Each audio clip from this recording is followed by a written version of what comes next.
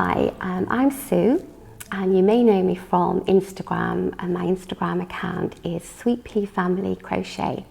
And I'm here today to tell you all about my Sirdar make-along, which is to make my sweet blossom blanket, which I'm really excited to share with you.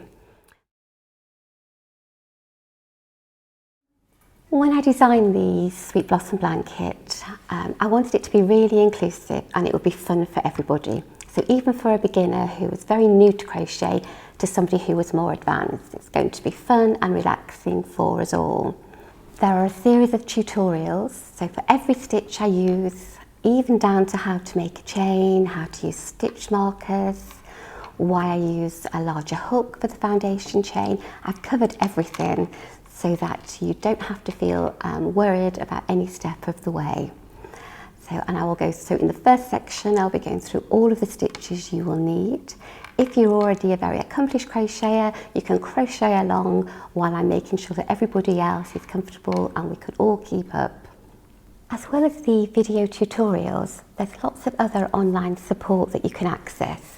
So if you use Facebook, you could go over to @KnitSirdar, and that's the same on Instagram as well. And also we've got a special group that's been set up by Sirdar, and that's Sirdar Make Along, which covers knit alongs and crochet alongs. So if you join that group, that would be great because we can all share our progress. And you can always ask questions. I'm going to try and pop in there regularly so you can ask a question of me. And I'm hoping that the more advanced crocheters can give us some hints and tips as well. And it would be lovely to see some pictures of your makes. So by doing #SirdarMakes, either on Instagram or Facebook, we're going to all be able to see those. So that would be great. So I really hope you join in.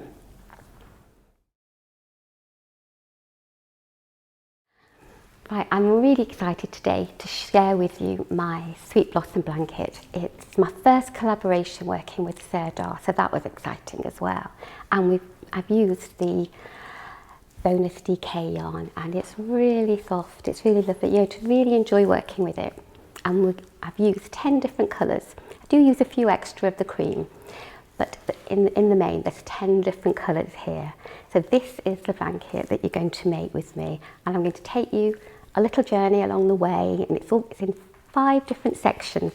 If you wonder what these are, these little floating cards here, I've just sectioned it off so that when I talk to you in more detail, I can show you each section and all of the stitches. So as you can see, we've got these 10 lovely colours that work through it. There's different stitches, and each section has the same colours in more or less the same running order.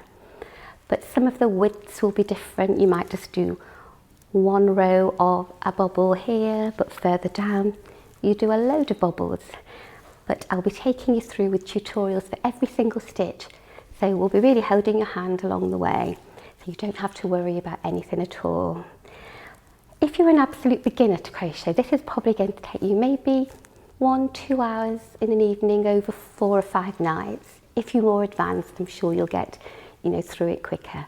But it's not a race. We can just all work at our own levels. So, and this is what you'll end up with. And then it has this lovely border. But I'll be taking you through each of the bits. So there's no stress, no worry. It'll just all flow. So I now want to spend a few minutes talking about how you can get prepared for making your Sweet Blossom blanket. So the first thing you need to do is order your yarn, and you can order your yarn from your favourite Sirdar retailer. Also, you're going to need the pattern. So if you go on to sirdar.com, you can subscribe to the make-along, and then each week Sirdar will send you an email with all the pattern information. So you don't even have to think about it, it's just going to arrive.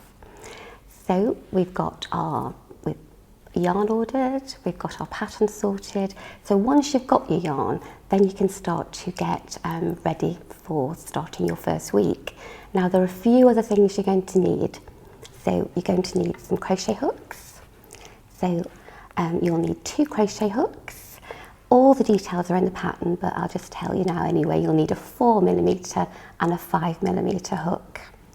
You also need some little scissors for snipping off your tails, and I find it quite useful to use stitch markers. I'm going to give you lots of information about why I use these when you come to the tutorials for the stitches, but some little stitch markers would be very useful.